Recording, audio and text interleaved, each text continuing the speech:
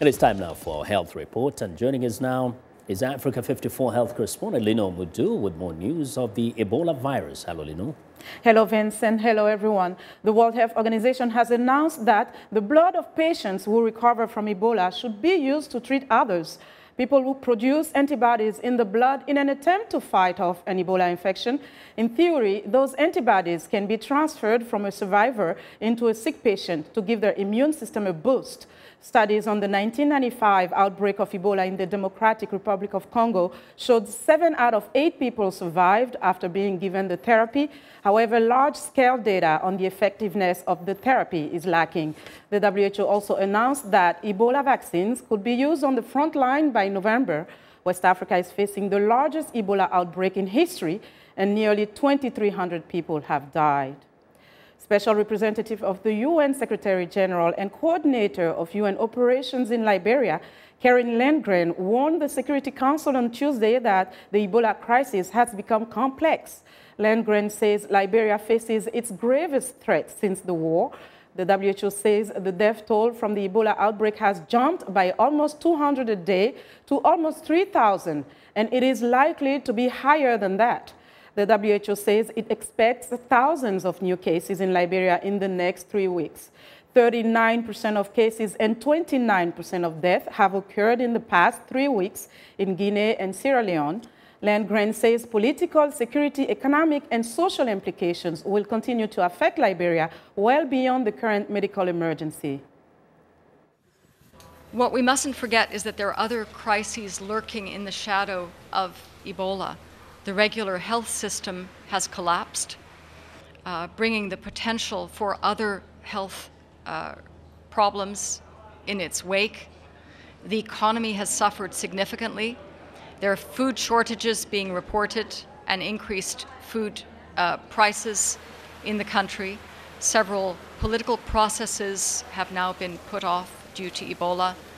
So there are broader implications and reverberations of Ebola to which we have to be extremely attentive. It can be rolled back, but how fast and how thoroughly makes a big difference, and we need the international surge of support that has already been called for.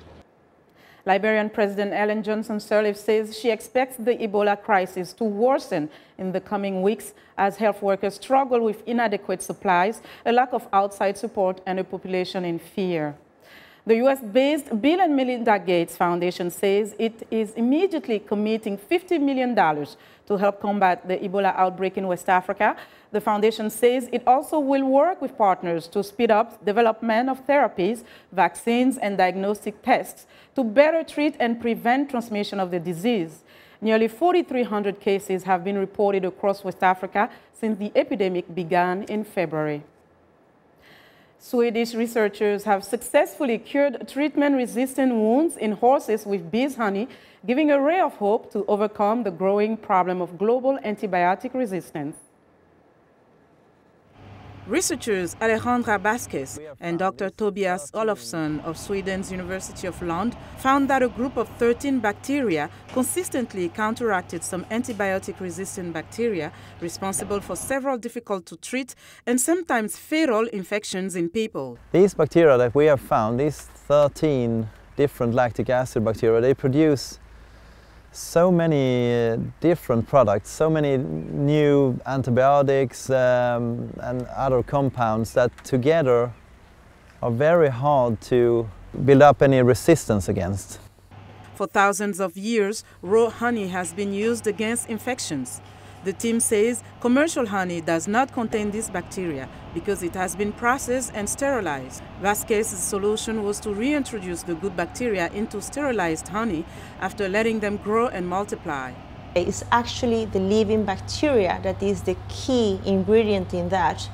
We can take this old medicine into a new level in which we can standardize, for instance, a mixture of honey with this bacteria in a high concentration and viable, and then push it back and try to mimic, as I said, this natural fresh honey and put it into chronic wounds.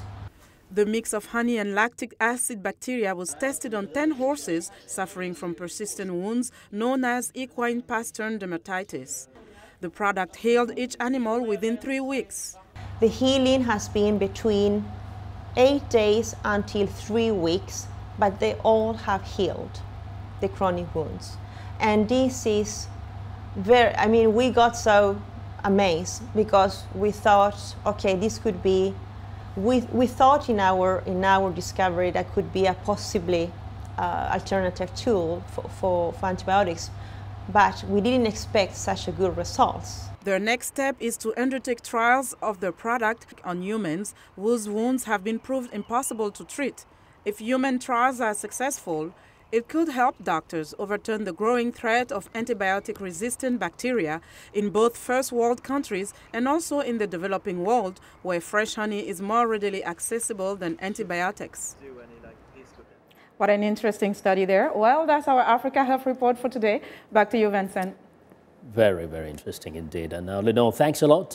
Be sure to watch Linord Moudou's Health Reports every Tuesday and Thursday right here on Africa 54.